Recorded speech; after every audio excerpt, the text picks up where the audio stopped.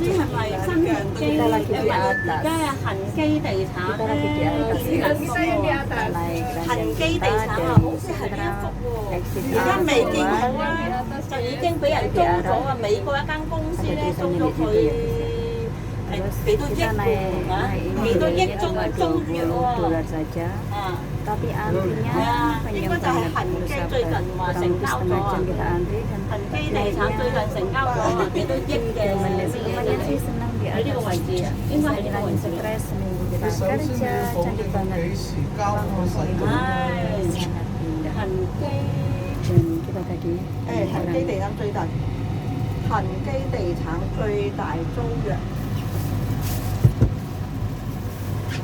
中環線係邊3號用地喺呢度啦。第一期辦公樓以量化交易商 Jet Street Asia Limited 簽訂租約。